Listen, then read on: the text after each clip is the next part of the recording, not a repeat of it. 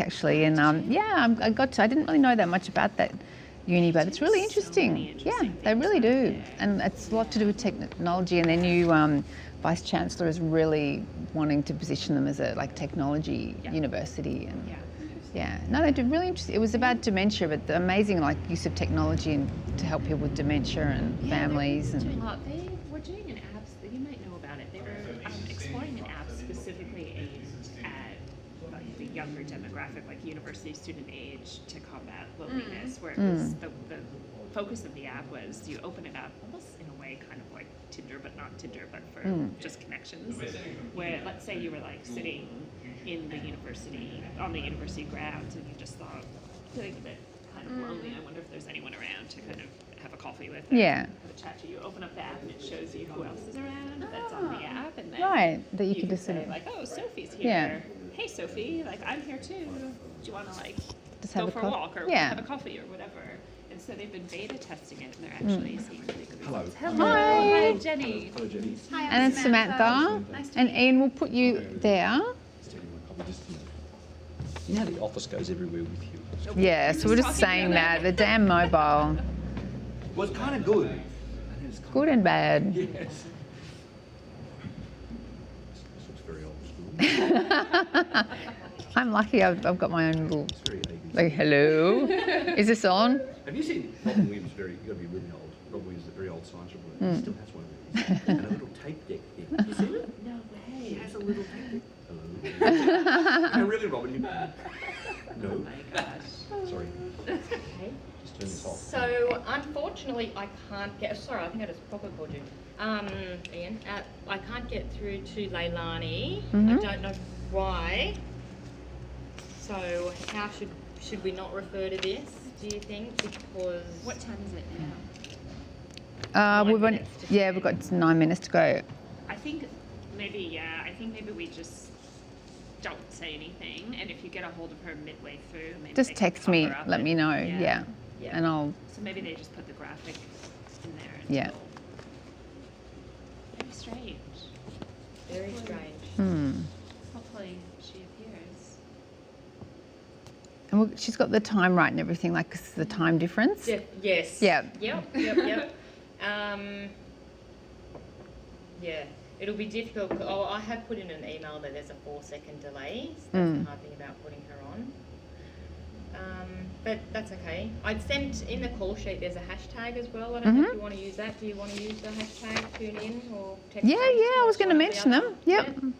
I think Tune In. I've seen some people using Tune In for Mental Health Month. Yeah, so I think let's we had go to with pick Tune one. In. You Yeah. go with Tune In. Yeah. Okay.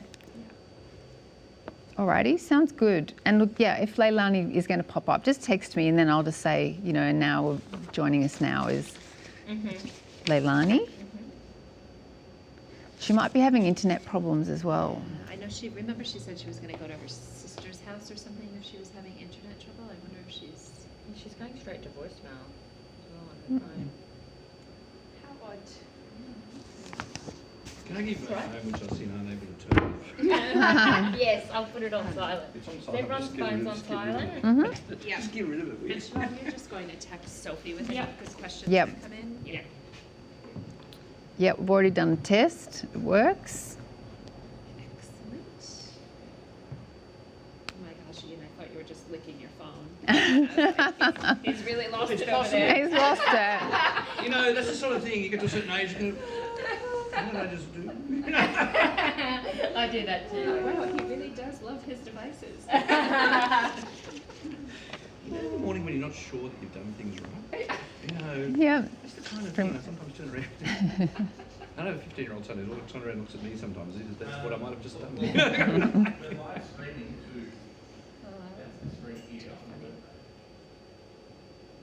had the chocolate bit on top. The best bit is the best I bit. always do that as well. They can invent a way by now that it doesn't stick to the top, right? That is the really annoying bit. That is the annoying bit, you know. You want the sugar, and I don't want the sugar. I do want the chocolate. If it ends up on that. How's Liz going? Oh. I know Ian's wife. Well, ask me why I'm in chaos this morning, and Why? at the bottom is usually her. Oh, right.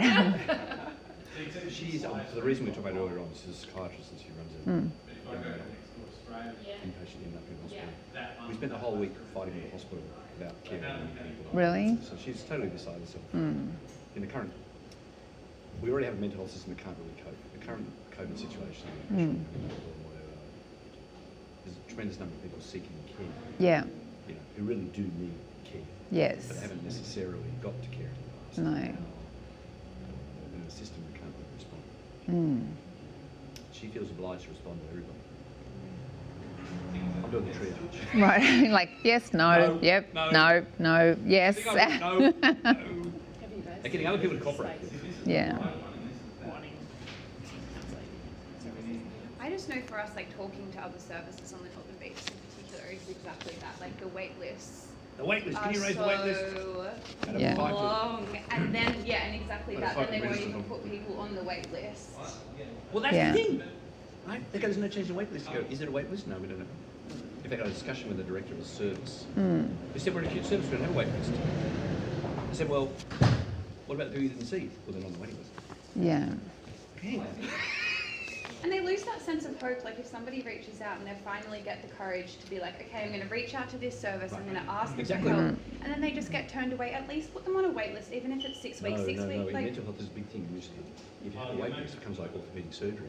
You can then monitor it. yeah. So we're doing it in Northern Rivers, Ballina, and it's a 12-week waiting list to see a psychologist. It's so 12 weeks. So, long. so someone reaches out, young person in trouble, 12 weeks. Well, how many people are left after 12 weeks? Yeah.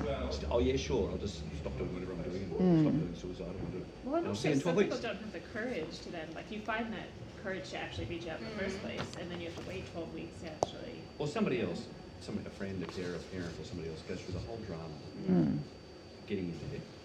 Without someone now will respond in some really, because usually it's not put off 12 weeks. And then, or you just, no, there is no waiting list.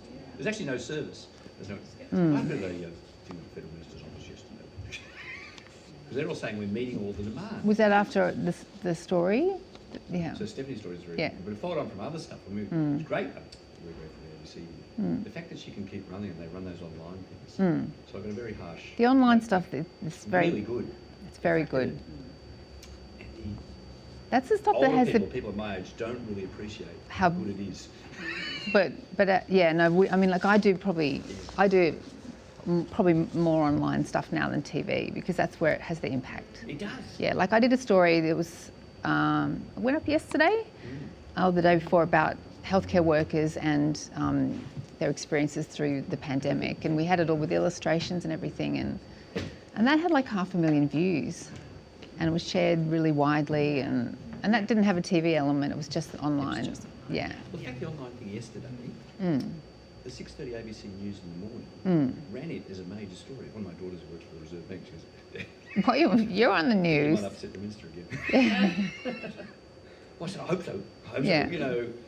Which is sort of an ongoing story. Also, it doesn't rely so much on the story of the days. The fact that Stephen could do that for 2 days or something, get the Yeah. information, and then Hunt went out and said, "There is no problem with who's banned. There's no problem." And that is just not true. Partly because the waiting list issue for any of the services that have a waiting list have got longer. Some real workforce and capability issues. And then there's state services say we're acute services, we don't have a waiting list. How are we going? Which is- How are we travelling? We've met all We're the just needs. trying to deal with Facebook at the moment, but we're almost there. Okay. Or do you mean YouTube? You mean YouTube? Oh, YouTube. I'm like, we don't like. I was like, Yeah. How do you do Yeah. You can't. But I'm going to change your battery. Oh, sure. For this? Yeah, just for the pack. Yeah, sure. Just to make sure we don't run out. Anyway.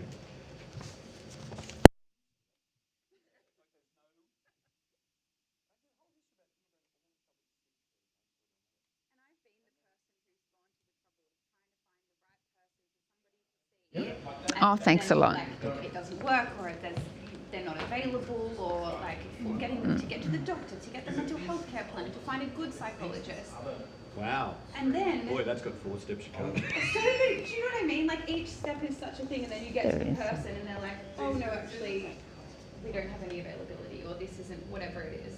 It's tricky. So no wonder. I mean, And this is on the Northern Beaches. yeah, this is just from my personal experience No, but on the Northern if you Beaches. pick somewhere like the Northern Beaches in the city, okay? Yes. Because you're talking about.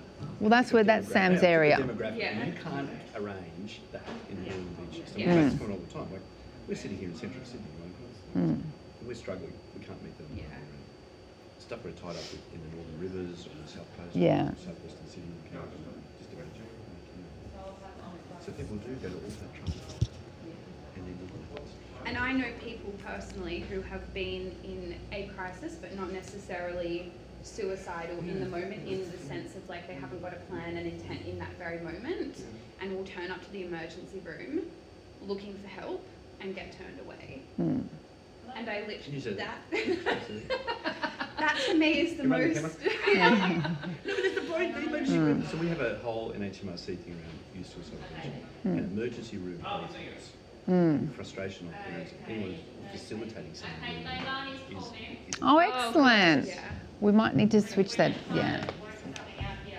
That's all right. If we can turn it around a bit just so she's a bit more part of the gang. Can you see that? Yep.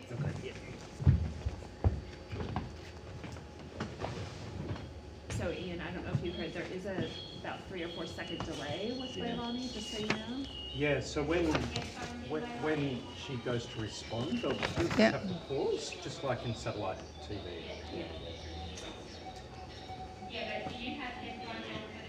We'll just pretend she's in some faraway country. Yeah. Well, it's Brisbane, so. Yeah, exactly. There she At is. this point it is. Oh, hello.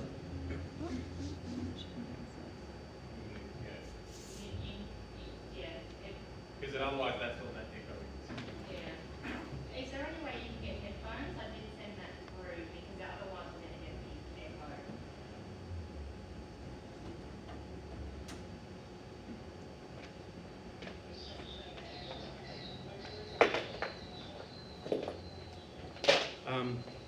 I'm just going to have this here in case your mic fails. Yeah, sure. And if I approach you, that means your mic's not working. Okay. Approach the bench. Text her. Siobhan text her and just say, Pick it up. the other May not mic. be enough time. Okay. Right. Yeah. Okay. You'll be able to see me in your peripheral. I won't be Oh, on the okay. camera. Where? All right. Where will you be? Where do you I'll hang? wander down here. And Okay. The camera won't see me, but if you see me come down, then there's. All right. And it's just a backup. Just Yeah, in sure. These are the ones that you kind of hold far away, or do you really have to like get it in Just there? keep because it's not front of house. Yeah. You can keep it down Okay, here so cool. it doesn't cut your face, but you don't want it too far away. Yeah. So if you speak and it's down here, it won't pick you up. Yeah. Okay. Cool. Thank you. Great, thank you. I think we're just trying to get Leilani's audio sorted. Can you turn on the stream mic? It might echo because she's just getting a headphone, but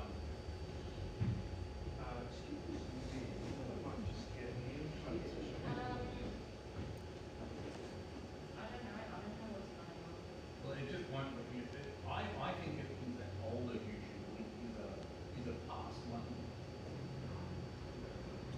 Yeah, smile everyone. I'll do a little. We're getting ready video. So what? Okay, so should we be able to hear the remote microphone? Yeah, they'll have to speak though. Yeah. Dylan, can you speak? Yep, my mom. Oh yeah, we can hear. That is so discombobulated. Yeah. Yeah, no problem from my end. Watch Talk that. to this one. Talk to this one. All right, that's all right. Can I ask you to center yourself, move just slightly, make sure you stay in the center of the shot? 'Cause if you Looks like see- she's in a car. If you see our, you're in the screen. Oh, yeah. Yep. Is that better? Yeah, that's good. Okay. So, and Yeah, so there's a bit of a delay. this shot, Yeah. and we can back to you that way. Okay. How long does this go for, Seth? An hour.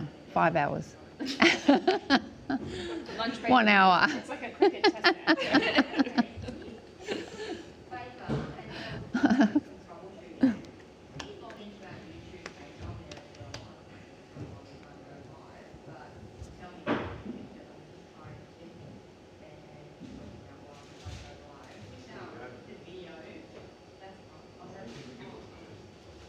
It's funny, you couldn't really tell she was in her car until she moved. No, Yeah. You can see the back of her seat. Yeah.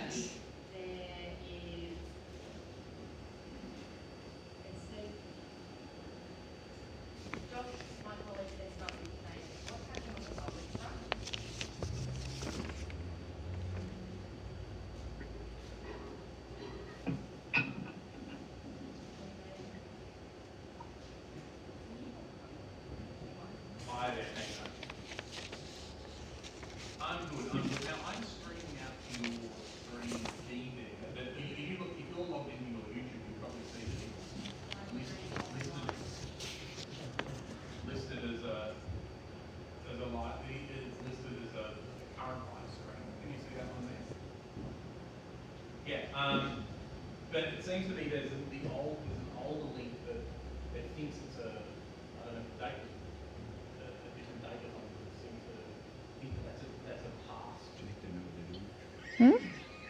We're all doing our thing, so it's up to them now to get the rest sorted. Otherwise, we'll just. Are you doing much mental health stuff at the moment, Sophie? Yeah. Yep. Yep. I've been doing quite a bit.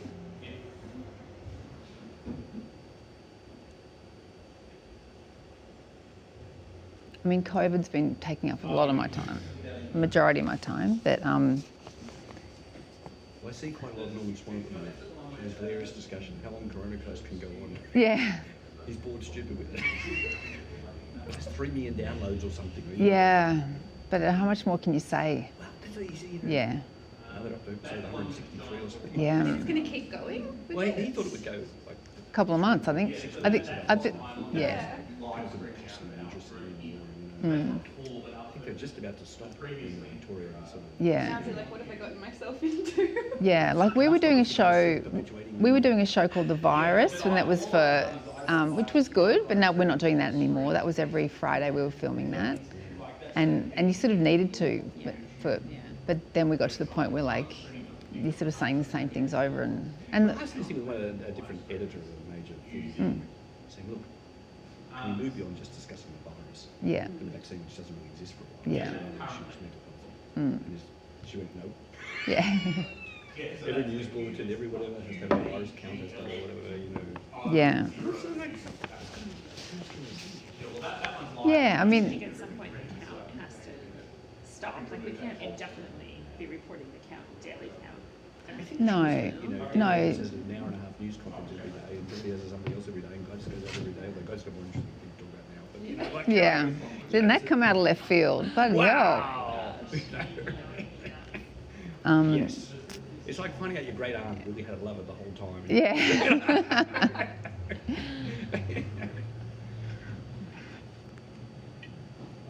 There's been a lot of left field things this year. I Hmm. think. Yes, that was definitely the unexpected. Yeah. What do you think? It sounds like even amongst your colleagues and people very close to her, it was unexpected. Unexpected, yeah. It's just like, She's so straight up and down. Like, she doesn't drink, doesn't have coffee, it's doesn't not do it. easy, you know, Premier's not somebody who's not in the public eye a lot. Which is a lot of events she goes to. You know, 24 hour a day working sort of person. Yeah. Yeah, it's weird. And I think now they're saying it's going on a lot longer than they first thought. Like I think now they're saying 2013 or something it started. So Yeah.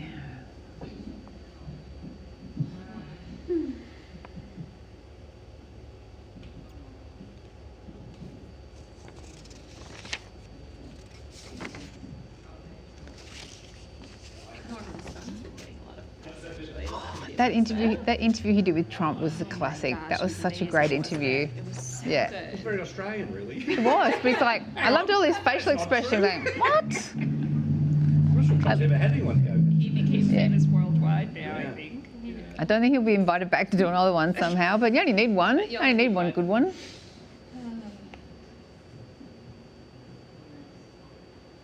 don't think Trump had ever had that experience before. No. Well, no, they treat their Their politicians reporters very who just- reverentially. Not like we do here. No. Yeah. Unless they go to your YouTube, it's all classic.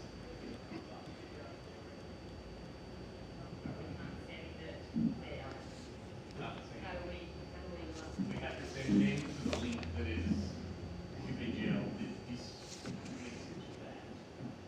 that. Can you just put the new link on the social media sites?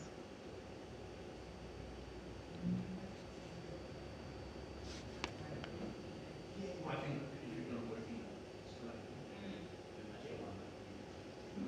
So it's what does that involve? You say, hey everybody, the stream's starting in a second, listen.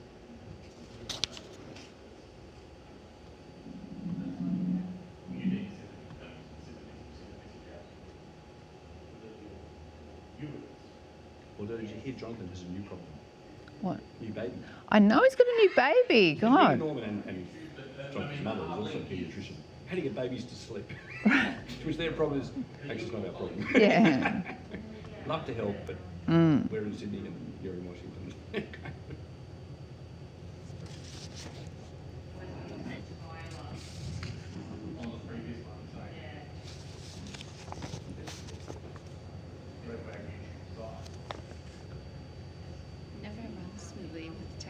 Is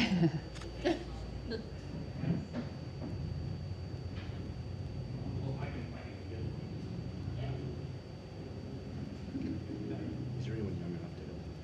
They At the might point I'll ring my 15-year-old. going. I actually have no clue how to live stream something on YouTube. So we're going to start soon. Yep. Everything in That's here, encouraging. Yeah, everything in here is fine. Yeah, it's getting it from here to YouTube. Is that the Yeah, problem? or? the YouTube thing hasn't, and we're just doing a workaround. So the link that we have, it thinks it's an old link. Right. So we've found a link, but we just have to put a stamp up. So when people go on there, they can see that, oh, I need to go to this other link. Right, So okay. we're just trying to do that workaround. So welcome to 2020. Yeah. No, we'll be right. We're all ready. It's a very strange year.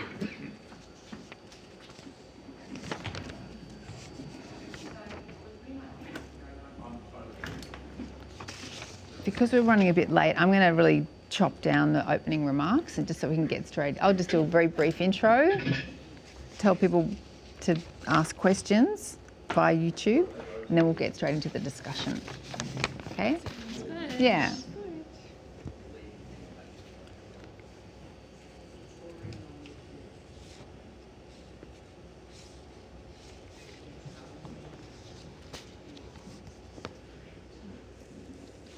If you want to see a funny example of this is that the Academy of Health and Medical Sciences are running a student meeting at the moment. So it's mainly people over the age of 50. And the people around me are all people else. Nobody can relate to technology. So everything comes back and then Yeah. they stop and then you see some little young guy run across the room. Just wait a minute, Professor X and whatever, just and they're always sending instructions back to the person. Turn your other thing on. You've got 3 links open, and that's why you didn't yourself 4 times. It's hilarious because it's kind of like an instructional course for the elderly. And live streaming. So many of our guest lecturers at the moment have never used Zoom before. So, ladies and gentlemen, we've got about 3 minutes and then we'll be live and running. Excellent. I find it very hard to be a lecturer talking to myself. Yeah. Because when you're sharing screen, you can only see Yeah. yourself. In fact, several times I've had to do it. Is anyone out there? Just wave if anyone's out there, Got my best joke, Do you my best live 11 stream? Is it alarms. live streamed or you record them? Both. So the pre-record ones are even worse. 'cause I know. they're I had to just- pre-record a lecture the other day. I see this myself, and I'm supposed to film in another 20 minutes. I'm going back kicking on board. It's so hard, it's just lost the whole Yeah. So the other bit, which is, I wouldn't normally give like an hour lecture or something. It'd be an interactive kind of thing. It wouldn't be just content. But if no one's at the other end, no one smiles, no one laughs, no one objects, no one's doing anything, it's kind of a bit disconcerting. It's boring for the students as well. When we first moved to online last semester, they asked us for our feedback, and every single person was like, please no more recorded lectures, like just having to sit there and not be able to ask a question or comment on something. So passive, yeah. So boring. Our university says that actually student satisfaction's gone up. Are you kidding? Like my daughter's For recorded ones or for Well, see, because my son's he was watching the recorded lectures anyway. He never went to uni. He never went to go to the lectures. He always just watched them at home because he's To be working fair, as well. I did that for a lot of the time, but now I'm Yeah. actually interested in it. Right. I'm like, He just did it for time management purposes. Yeah. Like it was a lot easier for him to just watch the recorded lectures. Get the content, the interactive. Yeah. at least. Yeah, but he went for the tutorials. He went. tutorials, yeah. He's finding the online tutorials aren't as good. Yeah. Yeah. I'd say time management, it's helping immensely because my course at the moment is 5 days a week. Yeah. It's a lot of time. Yeah. And I'm still trying to work. So Well, he's doing the it opposite. from Yeah, home he's working some 5 days and yeah. still studying, so it means he can do his lectures, watch them Yeah. at night, and do tutorials. It's a bit worse way to do university. It's not good. Yeah, but he's at the very. No, he's at the tail end though. He's only got 5 weeks. University this week. That's what university. Oh, he's only got 5 weeks of uni left. No. Yeah. But it's been a 5-year degree, so he's ready for it. He's done commerce and arts. James, you okay? Whenever you're ready. Yep. Are we rolling? James? Yeah, we're rolling. Okay. Hey, welcome everybody to this important event for Mental Health Month, and it's brought to you by Nextdoor, the Community Neighbourhood Network. It's being streamed live on the Nextdoor's YouTube channel, so I hope you're all listening in. I'm Sophie Scott, the medical reporter for ABC, and I'll be your host. I'd like to acknowledge the traditional owners on the land on which we meet, the Gadigal people of the Eora Nation, and pay my respects to elders past, present and emerging. We've got a great panel of experts today to talk about important things about mental health, staying connected, sane and safe in a world where the cult of busy is king. And I'll briefly introduce our guests, and I'll just go around the grounds. We've got Professor Ian Hickey, the co-director of Sydney University's Brain and Mind Centre. He was a commissioner on the Australia's National Mental Health Commission and leading voice on mental health. Give him a virtual round of applause. We've got Jenny Sagar, who's the head of Nextdoor Australia, media executive for more than 20 years experience creating and delivering global first campaigns for top tier companies. And her mission at Nextdoor is to strengthen communities while combating loneliness. Give her a round of applause.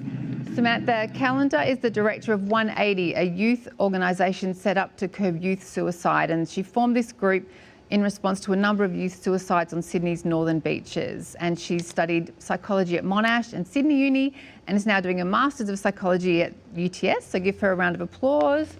And joining us from Brisbane is Leilani Darwin. She's the head of Aboriginal and Torres Strait Islander Lived Experience Centre, which is at the Black Dog Institute, and she's well known for her leadership in suicide prevention. Now, the theme of today's event is to tune in. How do we stay connected, safe, and find a sense of community when we're talking about mental health issues? And we want you to be part of this important conversation. We want you to get involved. So if you're watching via YouTube, please send in your comments and questions. And we'll get to as many as we can. If you're on Twitter or Instagram, the handles you need to know are at NextdoorAU, and mine is at Sophie Scott too, so get us involved as well. The hashtag is TuneIn. So let's start by talking about community, because that's what we want to focus on, community and mental health. And I'm going to ask the panel to just start by giving us a definition of what their definition of community is. So we might start with Jenny first. What does community mean for you? For me personally, community is the people around you that really lift you up. And I think we hear a lot of researchers talk about weak ties specifically, and having strong weak ties. And that's the difference between your immediate family and friends, and your strong weak ties are the people who are like the hairdresser that you have a conversation with, the man who makes your coffee in the morning that you say hello to and, you know, chat about your kids or whatever. And I think your community consists of those so-called weak ties, and it's those weak ties that really have been proven to make a difference when it comes to mental health and social isolation and loneliness. And I think we're all feeling that in the time of COVID. Like, it was the weak ties that disappeared, right? All of a sudden you weren't having that chat at the local cafe, or you weren't having that chat with your neighbor down the street. And so when I think of community, I definitely think about those weak ties and the people around you that kind of lift you up and make you smile on a day-to-day basis. And what about you, Sam? What does community mean to you, particularly as a younger person? Yeah, I mean, for me, it's about finding that group of people where you feel like you belong and where you're accepted by those people, people who have, I guess, things in common with you and share a similar worldview to you, so that when you are having those difficult times, you feel comfortable and confident to be able to reach out to them and say, hey, I need a hand. But I guess it's also one of the things that does promote positive psychological health as well. It can be a really great protective factor. But I think one of the most important things to keep in mind is that for some people, finding that community is really, really hard. And typically, it can be those people who are already struggling, who are already socially excluded, who find it really difficult to find a community, to find that group where they feel like they belong, where people do have similar experiences to them. And so that is one of the things that we are trying to do at 180, is to create a space for people to come together. And maybe it is those people that do feel more socially isolated sometimes, or don't feel like they have those people to reach out to. So the people who need the community are often the ones that can find it hardest to find that community, from what you're saying. Yeah. And Ian, what about from your perspective as a psychiatrist and someone in the, in the mental health space? What does community mean for you? Well, importantly, Sophie, I think to be mentally healthy, you need two things. One's personal autonomy to be control of your own life, but the other is really strong social connections. It's interesting to talk about weak ties. I call them strong ties. Yeah. What are those things outside your family and outside other things that you are really strongly connected to? Often that's for many of us through our workplaces, through schools, through education, and certainly local, place-based kind of issues, the people you interact with. And I think people have found that really challenging in the COVID time. You just take it for granted.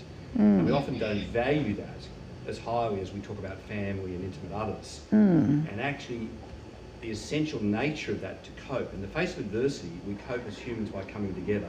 And that isn't just with family and kin. So you've got to know what group you're part of and the value of those relationships, whether it's at work, school, local place, in order to cope best with the challenges we currently face. And Leilani, let's move to you now. So what does community mean to you and why is it so important? Yeah, as an Aboriginal person, I think it's really important to remember how we consider our health and well-being holistically. Our community is something that is broad and it's where we are, but it's also where we're from. Our connections and how we're feeling can often reflect what's happening in the community. And when, other people are feeling things, we can often feel that too from a cultural and spiritual connection. But being a collective culture, it's how we see ourselves as more than just an individual, but how we are actually really connected to our communities, and they play a key role in our well-being. So we've had good definitions there about what community means.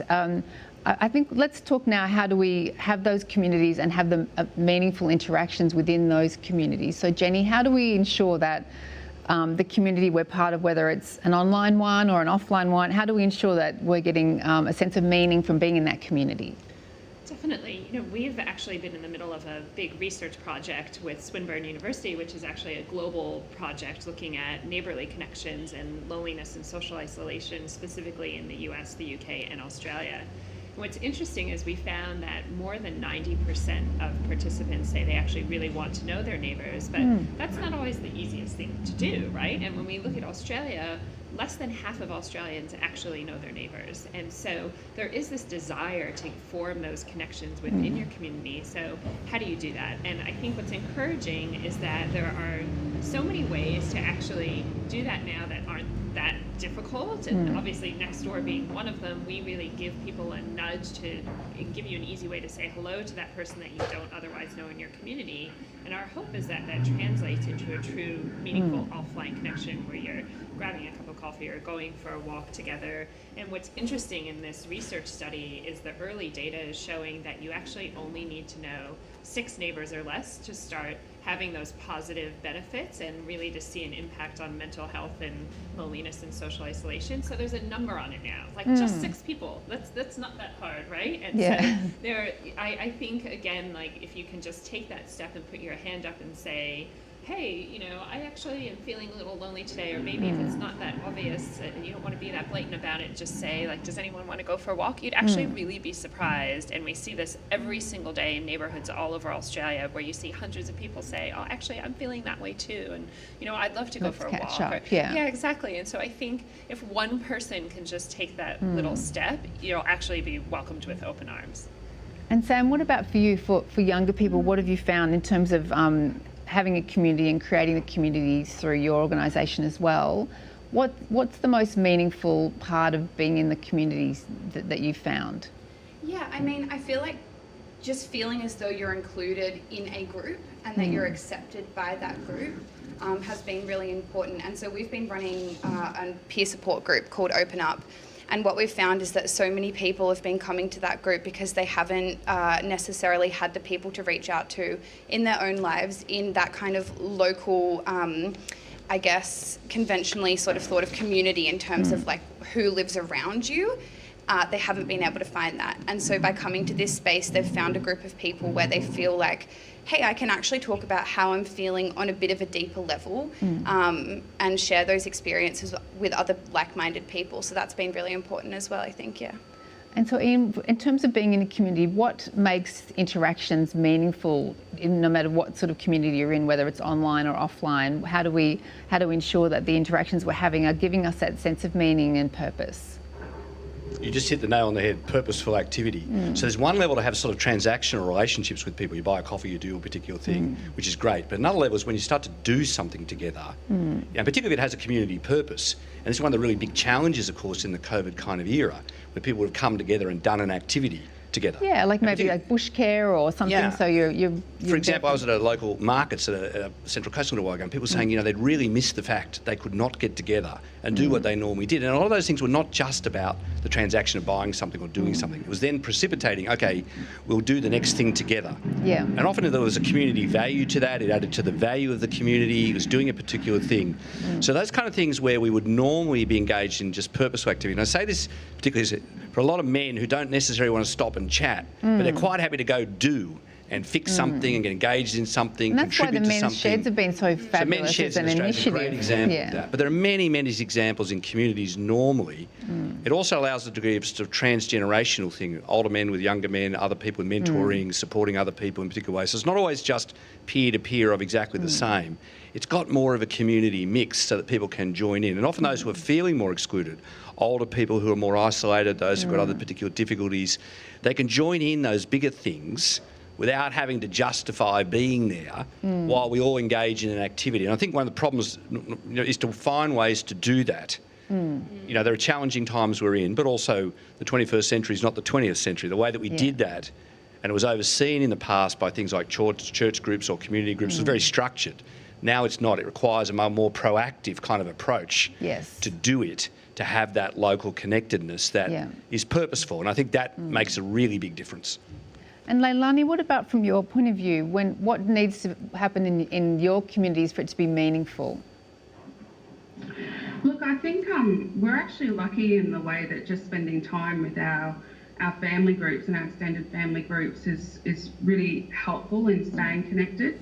There are also lots of opportunities, and as we're seeing across the country where we do have a lot of the restrictions easing, we've got opportunities just to be present and to be around each other. What I've also seen is for those who can't get back to country or get back to their family groups, just doing things like being connected and going to the gym and, you know, other activities or things that are coming up has been helpful in them just not feeling as isolated as they were. We need to kind of really verbalise when we are feeling disconnected, utilising technology where it has a place, FaceTiming. I mean, last night it was quite interesting. I was talking to my partner's mother and she just had her birthday yesterday, turning 76, and she goes, I said to my husband, did you ever think in our era that we'd see people staying connected, you know, using FaceTime on phone? It was just such a foreign concept. But, you know, thinking outside the square of how we do that, there's a lot of really good programs and stuff at the moment where, you know, at the Black Dog Institute, our team are sending, writing letters to people who are isolated and alone at the moment, just letting them know that they're there and saying hello. And I think, you know, what we can do as a community more broadly in helping others that are alone is important as well. Yeah, like I know from our family's perspective, my father-in-law is in a nursing home in the Sutherland Shire, and they've been very strict. So you can't actually, he hasn't been able to leave for literally months, and you can't go and visit. So we have been doing a FaceTime thing every night with him at dinner. So we get him on FaceTime and we sit him there, and it's literally like he's having dinner with us every night. And in a lot of ways, we feel probably more connected to him now through doing that than we would have, you know, when we just used to go and visit maybe, you know, once every couple of weekends. So I think, yeah, using the technology for a good purpose, you know, has been, for our family anyway, certainly very beneficial. So we've been talking a bit about, we might just talk about COVID for a couple more minutes. What are the particular challenges that have sprung up because of COVID to do with our mental health? You know, we saw yesterday that there's been, you know, more than 1 million Australians seeking mental health. How can we use technology just to help manage some of those mental health issues, Jenny? I think, you know, historically, a lot of the tech platforms only connect you to people you already know. So you are connecting to your parents or your friends, but to our point that Ian and I were saying earlier, those aren't your community ties, or your, as I said, strong, weak ties, right? So the challenge in COVID, again, becomes, well, how do you connect with those people? And if I use my own experience, one thing I've really loved throughout this is I'm really into baking and cooking, and I'm actually in an online group. I actually don't know any of the people. I've never met them face-to-face before, but somebody started this kind of recipe photo sharing group for, bakers. There's a couple hundred of us in there, and it has become like the ray of sunshine in my day-to-day, because it's kind of this like friendly place where you go and you find those, it's my strong weak ties now, you know, where it's these people that I can have those conversations with, even though I'm never going to see them in person. And one of the amazing things that we saw both during the bushfires and also during COVID on Nextdoor was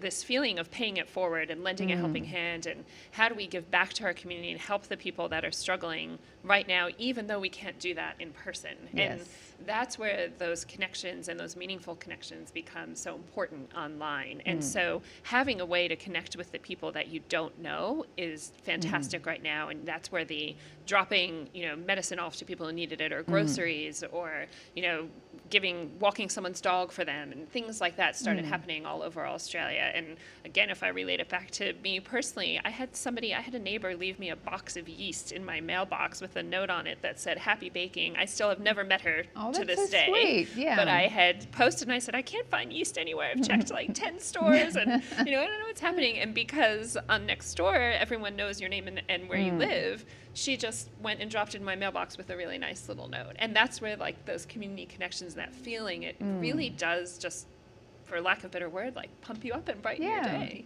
And so, Sam, what about from your point of view, for the younger audience in particular, and your cohort? What have been the particular challenges through COVID, and how has technology helped sort of to get through the mental health side of things?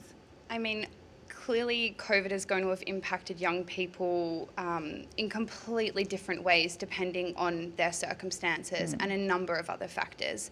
But one of the things that I've seen have a really large impact, I guess, in my personal experience and the people that I am interacting with is the job uncertainty. So many of my friends who were in casual work or part-time work, or working in the hospitality industry, or even the arts industry, have lost their job. And I think just that level of uncertainty has caused a lot of anxiety just from my personal experiences and people that I know. So I think that's kind of been a really big thing for a lot of young people. I mean, in terms of being able to interact online, I'm not sure how that kind of helps to overcome that particular aspect of it. But I mean, being able to connect with other people, and the fact that psychological services are still running online. I know a lot of my friends and a lot of people in my community who have been reaching out for help who haven't previously. And we kind of have seen that people who might not have necessarily gone to see a psychologist before have found it a lot more approachable accessing that via telehealth, which I think has been really interesting to see. Because they feel it's less of a barrier because they're so used to living, existing online. So to be able to seek that psychological help online isn't such of a barrier. Yeah, from the comfort of their home. And of course, that's not for everybody. I know some people definitely don't enjoy that experience. I know for myself, I'd prefer to go see somebody in person. But for others, having that access where they might not have previously had the access has been really beneficial. And so, Ian, from your point of view, what are the challenges that COVID's brought to the surface or brought to light for mental health and how we cope? Well, sadly, Sophie, they're huge. So economic recessions are really bad for mental health. And they're really bad for the most vulnerable. So those who've got less skills, less assets, less social connections, and whose jobs are most at risk, families and individually. So they're really bad. So that's the big challenge. And recessions are different to other disasters. Other disasters tend to pull communities together to respond. In fact, a really good thing that often comes out of disasters is communities actually do know who's next door. Your whole street comes out. The community acts in response to something terrible that's happened. They respond collectively and often report, geez, it's the best opportunity we ever had to do stuff. Recessions are really different, and they're ongoing, and they don't just end. And we all don't know what the economic situation, we've already seen with JobKeeper and JobSeeker, in a good way, government extension, but now nobody knows. So that uncertainty hangs there. Yeah. And when the uncertainty hangs there, and then you normally would come together with the community to do things in the ways that we've done, the community can't do that at the moment. So we've got this double bunger problem, an ongoing, uncontrollable threat, when it's not just a health threat, but the economic, social that really we don't know. And it's worldwide. It's not something we in Australia can protect ourselves. And we've seen this recession's also different. 55% of the jobs being lost by women, 45% by young people. It's different to the sort of tradie sort of collapse and different kind of economic recession. So it's really challenging for governments, for everybody, but different groups are affected differentially. So particularly young people in terms of life trajectories, where they go, skill development. And we've seen out of previous global financial crises and others, it's younger people who pay the longer term price because of lack of skill development or assets. Also those then who are more disconnected to start with, through illness, through isolation, etc. So that's where the challenge is also really hard. It's a time when you need a community to function at its best and to be inclusive and to support not just your own family to get through it, but those who have less social and economic resources to get through it. And this is where that's so hard and quite a unique challenge. So I think in the mental health world, we are extremely concerned as to how that plays out. We need governments to do certain things in particular ways, I must say the economic and social support, but we really need local communities, place-based responses that reach out to those who are isolated, to those who are intrinsically more marginalised to start with, because they will be more reliant on community support than ever. One thing, Sophie, that's interesting out of this early data that we're seeing from this study that we're in the middle of is that people, and remember the number 6, so people that actually know just 6 neighbours are showing that they have less worries around health and finance in relation to COVID. So there's actually quantifying now that just by forming a few connections with your local community, your stress levels, specifically around health and mental health and finances related to COVID, will actually have a positive impact on those stress levels. That's great. That's really interesting. It's going to be great to hear more about that study. So Leilani, just from your point of view, how would you sort of summarise what the impact of COVID's been like on mental health for Aboriginal and Torres Strait Islander people? Extraordinary. I think very much like this year has been for everyone. A lot of our communities really kind of closed their borders quickly, which had multiple effects. We had people who have been stuck on country that's not their own, unable to get back to family, and we've had others, really feeling quite isolated, more so than usual because they're not able to travel. I think what we've seen too done well is a lot of our Aboriginal community controlled organisations who do have access and to online, really putting a lot of great resources out, little videos and stuff around how to stay connected, almost like scheduling wellbeing activities and connections within the family. We still, I think, are a long way from really understanding the impact of this on our communities. We've had a lot of our sector leaders really coming up and saying that we need to be driving the responses that are happening in our communities. There's been a whole range of funding and services that have been given additional money to support. However, we haven't had enough control as to what that really looks like in our communities and driving and leading that. Often we're seeing restrictions eased in some areas, but in some of our communities they're not, which really, I guess, makes people feel more isolated than what they did in the first place.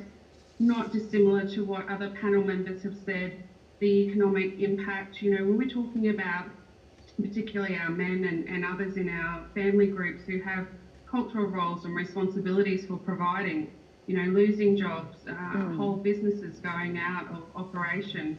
In some of our more rural and remote spaces, it's not like there's just going to be a new business opening up when things are getting back on track. It's like, actually, we don't know what that's going to look like from them in the future. And if, those people and countrymen and around these different areas are going to have an opportunity to get back to employment. And that really kind of makes us question our responsibilities and puts extra additional pressure on us. So it's really important to be mindful of how the responses in our First Nations communities need to be different and targeted and led by Aboriginal people.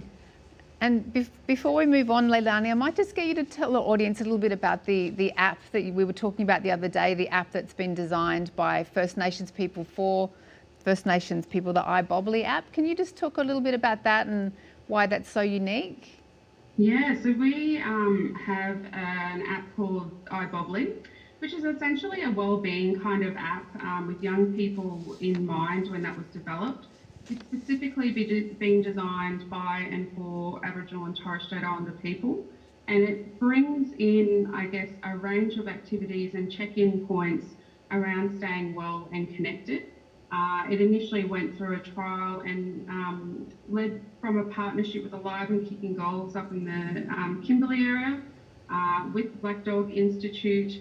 It is now a free application that you can jump onto your app store and download at no cost.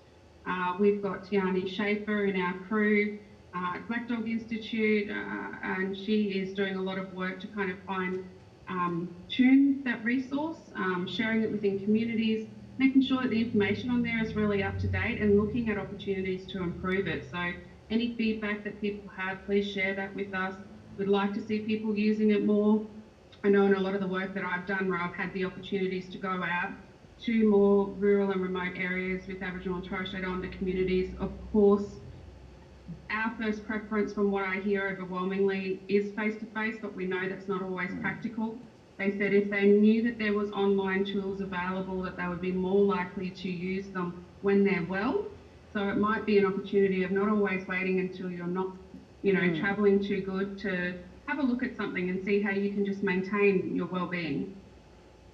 That's great. And now, look, we're talking a lot about technology today. We did have a few technical issues at the start of our broadcast. So welcome to any new viewers who've just joined us via YouTube. And we do want any of your questions and comments, so please feel free to post them. I wanted to talk a little bit about technology, how we can make sure we have a positive relationship with technology.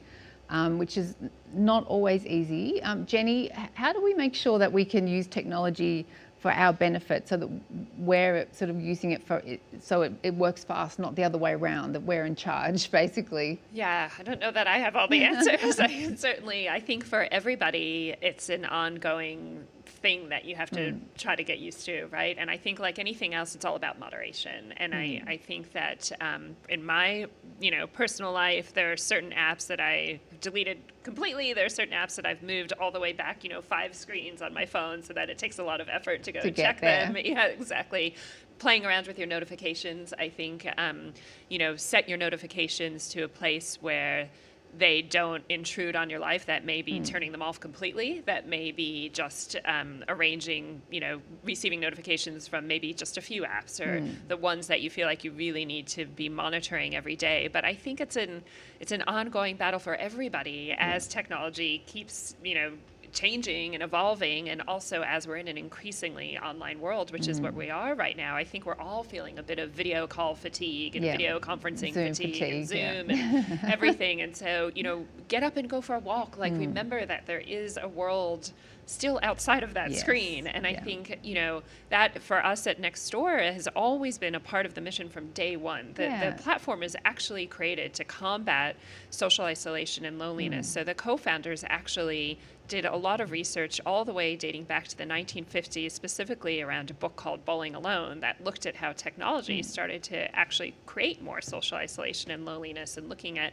the invention of the TV and how people started to eat dinner around the TV and have TV dinners when the TV came out. And not talk to each other. And not talk to each other, and that breakdown of the family dinner. And they said, well, how can we use tech for good and actually create something that, again, gives people a nudge to meet people they don't know in their local community, with the hope that then that turns off into a true offline connection. So our goal as a company is not, let's keep you inside of the app more and more and more. It's, let's help like you build a connection, and then you go offline and really foster that connection and to build that relationship. it. But again, I think for every single one of us, and I'm sure for everybody watching, you know, in all of our personal lives, it is an ongoing battle. I've actually started in my own calendar literally programming in dinner with the kids, you know, or, you know, school drop off, so that like everybody knows, okay, that's my family time. And also for my own purpose, I know that is my, I need to put the phone down or do. And so I think you just have to find that system that works for you.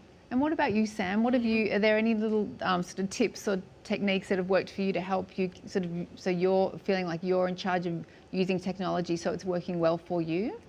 Yeah, so I think in regards to social media in particular, right, I think we have to accept that it's a part of our lives. I'm not sure how useful it is to just say, don't go on it, or highlight the negatives, because there can be positives. And that's not realistic for younger people as well. Like, you know, you can't sort of say, you know, don't go on social media or don't go on Instagram, because that's where they find out. Well, for me, that's where I find out what the kids are up to. If I wasn't on Instagram, I wouldn't know what they were doing, basically. So it's not an option to not be on it. No, I think it is a main way that we communicate with each other. However, in saying that, what a bunch of the research is saying is that it's not necessarily that we're using social media, it's how we're engaging with it is the real is the real thing that's determining how it's impacting us. So for example, what are you actually looking at on social media? Because what I'm looking at might be different to what you're looking at, to what you're looking at. Exactly. And what we're looking at is going to be the thing that's determining how it's impacting and us. how you feel. Yeah, so for example,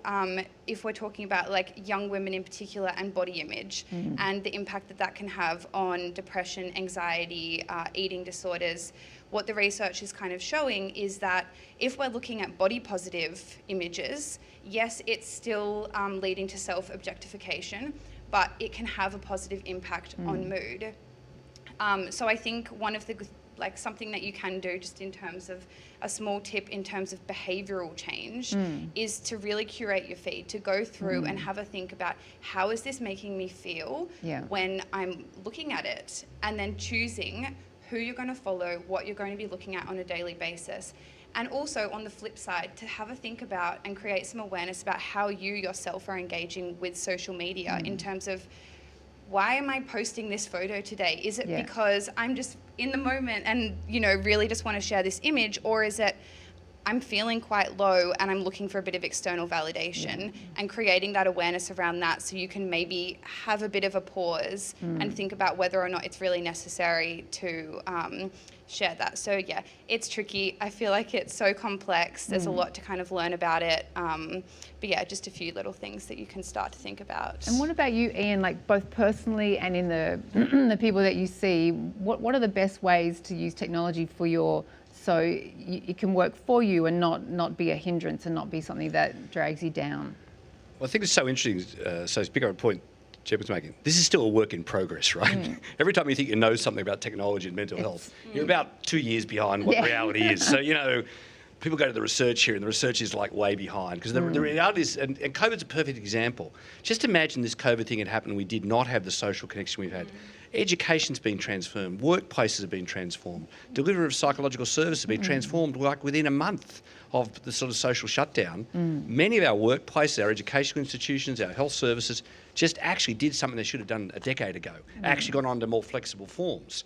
So there's been upsides and downsides. And working from home as well. Working from home, working more flexibly. Oh no, we can't possibly work from home, and then actually a lot of people can work from home. So when the Zoom thing started, I thought I should sit in front of the Zoom thing. I thought, what am I sitting here for? I mean, people now see me walking all around Sydney. I'm sorry, I'm in Sydney, so I can do this. Walking all around Sydney, not with the video on typically, you know, but actually being more active. So actually, and then for the bits where I need to socially connect, so just in a personal sense, last night I'm talking to relatives in northeastern England who are in a really bad situation and really isolated again right at the moment.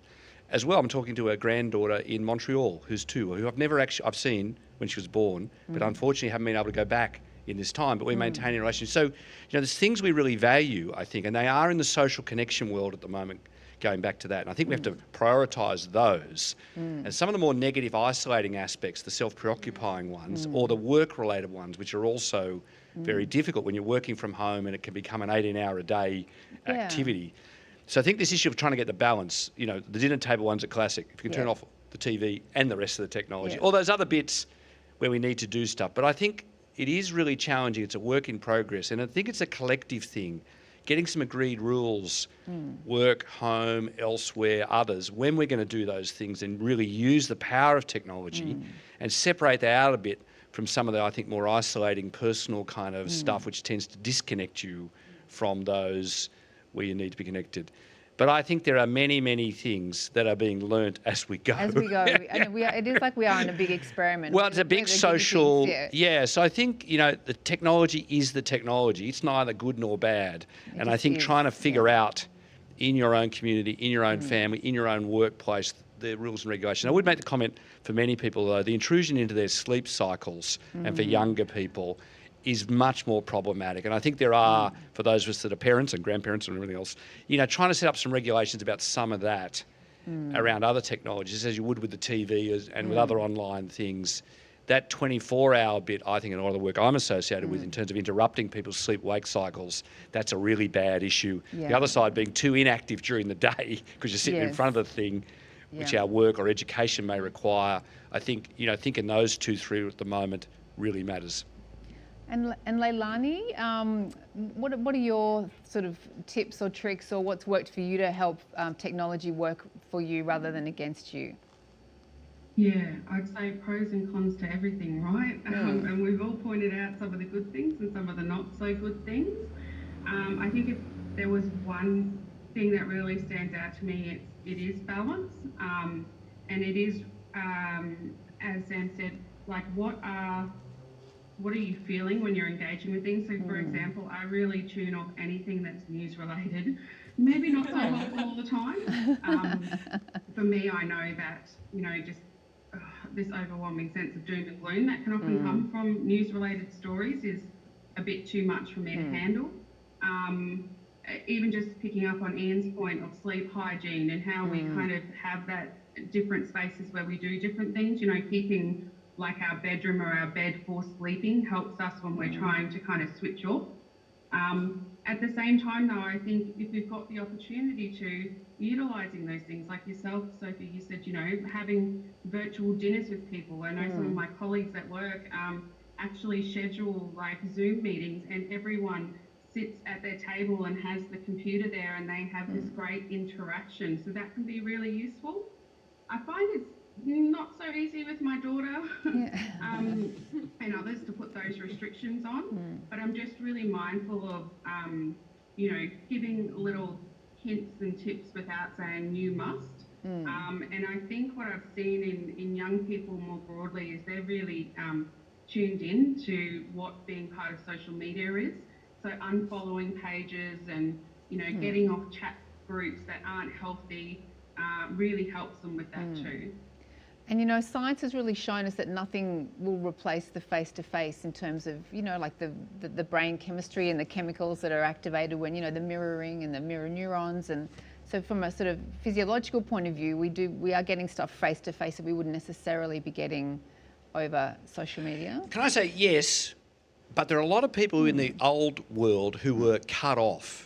So people with communication difficulties, we see a lot of this in the sort of autism world and developmental world, the very shy world, and who are more connected, or finding people who are more like you that you couldn't connect in the place. They didn't exist in your local backyard. I mean, Leilani's made the interesting thing about staying in contact with people in country and different places.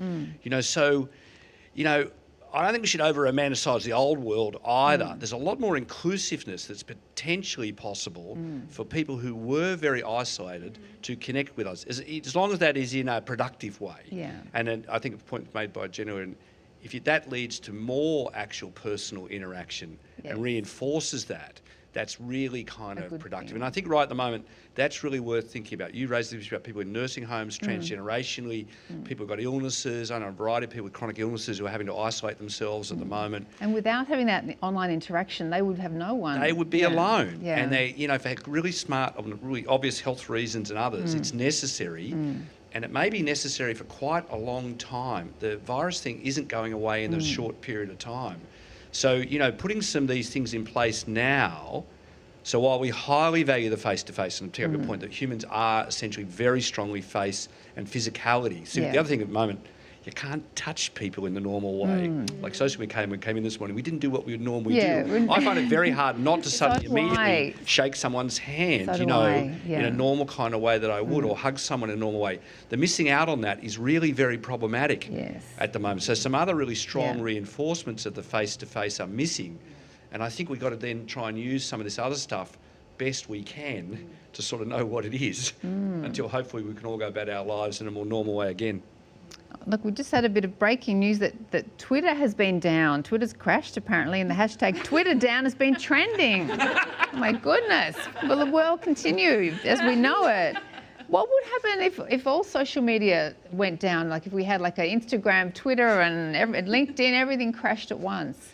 I mean, that would be very challenging in this current environment, wouldn't it? Given we are also dependent on social media to get our information and our connection, wouldn't it? I think it's important, like Leilani, we all kind of giggled when you said, you take a break from news, but like in all seriousness, I think it is important to have breaks. I actually just came back from my friend's sheep farm that I was on last week, where I had no mobile service, no internet service, nothing. And I obviously have been to visit him before, so I knew I was going there. And I went there on purpose because I needed that break, And I think also being American in the middle of the election, like I find that sometimes I have to take 2 days break from news because it starts to make me actually feel really anxious, really stressed, really like overwhelmed that I'm all the way here. And thankfully I did vote, but at the same time I can't really do anything, and it feels really overwhelming. And so I think it is important to take those breaks. So as far as like what would happen if it went down forever, I think, we are all agreeing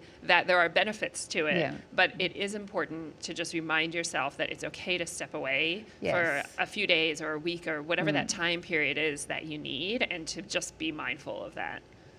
So I think that news one's a really interesting one. I think Leilani's alluded to it, and Jen, do you really need to know the virus count every 4 hours every day? And I think the issue about those of us who have to use technologies, email, Twitter stuff for work, like do you really have to do it on the weekend? Probably not. Yes. People taking holidays from those things, for a certain period, so that while certain bits of those are built into either our work or social lives, the immediacy of news, everything, it's like I said, everything's a news alert. Well, it isn't. I mean, it isn't. And, and because it's a worldwide 24/7 kind of thing. So I think at the moment people have become very attuned. Is there a crisis? Well, there isn't really in most things. Well, and it goes back to those notifications again. It's like you hear that bing. And you're like, wow, something must have happened. Yeah, exactly. Yeah. Like you're like, oh, and even my eye doctor the other day was talking about how the incredible increase of eye problems in the younger generation, especially because, you wouldn't watch your TV right here in your face, but everyone is like laying in bed in the dark with a bright light in their face or putting the phone right there. And then you add in the notifications and that Pavlov's dog response of having to rush and pick up the phone and see what that notification is going off about. And so I think it's, again, just like creating that behavior where you're not responding that way and figuring out what's right for you in that sense, where you don't feel like, oh, what's the count today? Like, I haven't heard the count today. I better find out how many cases have been in, because do you really need to know? Like, so I think the news cycle bit and then the social media, and then, of course, depending on what are the things that you've selected to notify you, and I think Sam's earlier point about those things that are actually quite negative in there, they're actually part of sucking you into the particular thing, is if you're going to feel left out if you don't in particular. I mean, these things are set up in smart ways to make them sticky, to engage, right? They're not set up in dumb ways. No. So come back to the way their brain's set up. Yes. I mean, the way they do novelty, the way they do intermittent reinforcement, they do things. So we all got to be a bit cognizant. These things are designed to grab our attention in a particular way and get you into the particular thing. So we just have to be a bit smarter sometimes. Yes. And go, hang on, which ones, at what times does it matter? And others, frankly, it's trivial. Because the other bits, I think, which we've been reinforcing here, the social connection bits of it, of course, and really, it's where Facebook comes from. Young people putting social connection together is smart, and we all desire that. And prioritising that over stuff which is really, actually, frankly, quite trivial in the broader scheme of things. And so, Sammy, just from a generational point of view, so where was social media sort of in terms of when you were growing up? Was it just talk to the audience a little bit about that and sort of your experience, because we've all probably come into it in different, parts of our lives. So those of us who still don't know really how to turn it on or off. I kind of just missed it in high school, which I'm really grateful for. I think I remember us getting it in year 12, but it wasn't really a thing. It was kind of just like posting photos of food. It definitely wasn't any of this body stuff, comparing yourself to other people. So I'm really grateful for that, because I've definitely seen in some of my friends' younger siblings who are kind of 3-4 years younger, and the amount of time and comparison that goes on in that, just a few years younger. So that's been really interesting to see. But I definitely have grown up with it for the past, I think it's been like 7 years since I left school, and I have definitely had an interesting journey with it at times. Have found myself spending hours on it, scrolling and comparing myself to other people, whether it's what they look like, what they're doing, who they're with. So that's been a really interesting experience. I know that I'm still probably quite addicted to it now. My boyfriend and I did a bit of a challenge last week and went a week without it. And how did you find that? What were the challenges for that? For the first 3 days, I just kept having that instinct sort of to just visceral, reach yeah. for it Yeah. and check without even thinking about it. And then I would go to my phone and open it and look where the Instagram app was. And it was like, okay, it's not there. Put your phone down. That lasted for about 3 days. Yeah. And even turning off message notifications, because I found myself going to apologise if I was replying like an hour after the text message had come through, because we've just been trained to have, we need to reply immediately. Straight away, yeah. But I'd say after kind of like the 4-day mark, I was like, I feel so calm. Yes. Actually, that sort of goes into a question we had from a viewer about, you talked about responding straight away. Do we work harder due to technology, and is that necessarily a good thing? Jenny, do you think we are working harder? I mean, I think we're certainly working longer hours, but do you think we're working harder now because of technology, because it's so, your office is just in your phone? Yeah, I mean, I'm not going to lie. I do sometimes get jealous of like my grandparents' era where you went to work from 9 to 5. Well, actually, probably doesn't even have to go as far back as my grandparents, and then you came home at 5 and nobody really had a way to reach you, So, but I think that the amazing inventions and the progress that we've been able to make due to technology, I wouldn't swap that. I just think, again, it comes back to the balance. I think particularly in the time of COVID, everyone that's working from home is certainly feeling a challenge right now of the blurred lines between the personal life and the professional life, and even things like not commuting. If you think about your commute to work, that in some ways is like it was mindfulness time. Yeah, exactly. And a debrief and switching gears. And even activity, you're moving. You're not sitting in that chair at your desk. And so I think that we all need to be mindful of that. And again, building those breaks, doing the meetings, walking. I did the same as Ian was saying in the beginning, where every single call or meeting I had to join, I did from my desk. And then I finally realized, you know what, I can put the headphones in and walk outside. And I'm so thankful of that, because, and in some ways you actually listen better sometimes. You're more captive because you're moving and you've just got the headphones in. So I think we need to find those solutions. But I would say there's been some interesting studies into how productivity has gone up, but creativity has gone down. So people aren't getting that mind space to actually think and brainstorm and be creative, even though we're all kind of working more and the productivity is up. It's again about creating that like mind and creativity space. And is that what you're seeing, Ian, as well, in terms of the working harder but not necessarily working smarter or being more creative? Yeah, I've actually been asking economists about this, and actually some people who monitor technology tools, I was fascinated the other day. What they're seeing is people using technology tools much longer without the breaks that would traditionally occurred. If you looked at in workplaces, there would traditionally a break around lunchtime and around the commuting times, and you could see from the technology tools these big dips. Now you see this continuous thing. So people are working longer.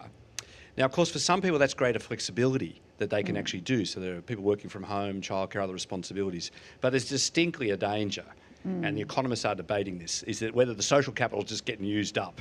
People are just working longer but not smarter. And the time that we would normally spend in interrelationships and establishing things that maybe actually be more creative and different are not. So I think we don't know, but I think the longer is already true. Yeah. Smarter or more productivity, unclear. Yeah. Leilani, what do you think from the people you've been speaking to about people working harder but not necessarily the quality of the work being as good or as creative?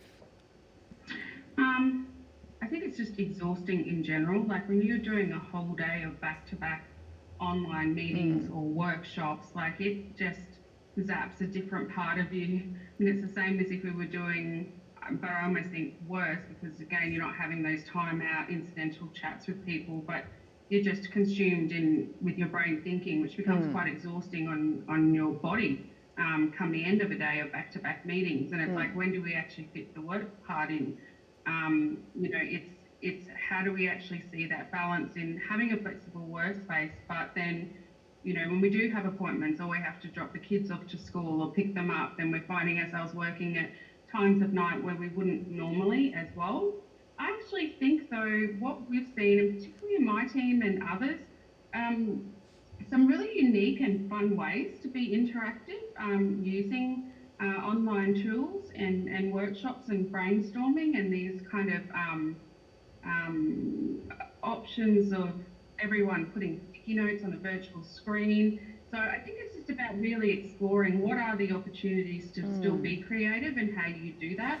You know, we've had a massive increase of projects and fundings and grants that we've got. We're really actually utilising what I consider the fun part of technology, and I see everyone on the screen and they go, oh, this is fun, and you know, all getting in on real time on these online platforms and putting sticky notes in and doing brainstorming. It actually is a different way of working, and I think it will always have a place in the future. I mean, I know from us, from a workplace perspective, and you know, our senior leadership and executive and everything, really thinking, what will the future look like? Are we going to have a spread of people that will continue to work from home, and some that will need and want, and you know, those connections on coming into the office? And how do we make sure that we're meeting the needs of everyone? And I think that's something, you know, that could be another panel for discussion. Yes, definitely. There's a couple of things that I wanted to cover. One point that you were talking about that I wanted to just cover, Jenny, about the nature of how we interact in technology, and something that Nextdoor has that the audience may not be aware about the kindness prompt. Can you explain to the audience what that is and why Nextdoor has that? Sure. Again, going back to when Nextdoor was created, it really was created to foster a positive and kind world. And that's why we actually require that everyone who joins the platform uses a real name, and we verify their name and address. And we create these friction points to really make sure that we're building a trusted and accountable environment online. Because if you think about anonymity, what does that encourage? It encourages trolling and online abuse. And if you take away that anonymity, you're taking away that feeling of having a keyboard warrior. You know, if you see the name and it's Ian who lives down the street from you, and he says something bad about you, and there might be a photo of Ian as well. You're like, knock on okay, his door and say, hey, Ian, like, what's up? What's You know? up with that? Exactly. And so well, that you probably just wouldn't say things. If your name and your photo and it's in your community, you probably wouldn't say the things that someone who has an anonymous Twitter handle might say. Exactly. So we cut down on the anonymity, and we also cut down then on bots, to your point, and to even people who live outside of your local community. So Nextdoor is a private, hyper-localized platform. So when you join in and you verify your name and your address, you are then joined up only with people who live near you. And so, you know, if I want to see what people 3 suburbs away from me are talking about, I won't even see that. It's that hyper-localized. So those were the first steps to really try to create that positive and kind world. But last year, we actually launched something called the Kindness Reminder, which filters out for certain keywords, and there's a very long list of keywords, but it does filter out for certain keywords. And if you type in one of those keywords in when you're creating a post, you actually get served a pop-up bubble, which says, oh, hi, Sophie, it actually looks like you're saying something that's potentially offensive or violates our community guidelines. You know, maybe you should think about that, essentially. And again, it's about inserting these friction points where you find that even when somebody has to just pause and just stop, because, you know, if you think of how you're typing quickly, maybe you're feeling emotional, and then you just hit that post button. If you insert a friction point in there, it makes them actually just stop and think for a minute. And when we did that, we actually saw that there's been a 30% decrease in reported content on the platform. So it is definitely working, and it's cutting down. People are either just not posting at all, or they're editing that post to say something a bit more, you know, acceptable. And do you think we need more of that, Ian? Do you think we need more of that sort of take a moment to reflect about the nature of what you're posting before you post it, so that we could maybe make some platforms a little less You know, like, you know, for example, Twitter. I love Twitter, but, you know, there's a lot of angry people on Twitter. There's a lot of anger and pent-up emotion that comes out, which is not often positive. And would other social platforms benefit from that sort of checking in with, you know, is this what you really want to put out there to the wider world? Yes. Yeah. And particularly with people you are not that close with. I mean, I think within all of our relationships that we're close with people, those strong ties, there's some degree of forgiveness or some degree of understanding. These other social relationships don't stand up to that so well in a particular way. You're establishing relationships with people who are not intrinsically that close, and they are about shared space or a shared locality. They require much more degree of tolerance. So I think one of the really downsides of the Twitter world, and having had this discussion with Twitter some years ago, they thrive on that, right? That's part of the thing. You can see the President of the United States has a whole world based on that type thing, you know, and that's a selling point of that particular thing. This is partly, like I say, a consumer thing as well. So things sort of thing Jenny's talking about, the sort of Nextdoor thing, valuing things that actually do behave in a different way, which is much more like, as you said earlier on, if you're known and you're in a social world and we're sitting here talking in a particular way, you're not going to talk in a way that you might write in an email or you might write in some other thing, where you would immediately see the impact of that on the other. Yeah. And the feedback would normally be to stop that. You know, you would not normally think. So this is one of the issues related to the technical kind of, you know, world in a particular way. Now, it's, you know, there are other reasons in other areas where people may want to be anonymous and explore other things. So there are different platforms, I think, for different purposes. The sort of one Jen's talking about, it makes absolute sense. It's local, it's real, you're a real person in that community. Others, it's a little different. I think the whole issue about online behaviours, though, and I must say, having been tied up in the United States a while ago with not just Twitter but several others, where there's a US thing, of course, of don't regulate stuff, let it be free, you know, Wild West.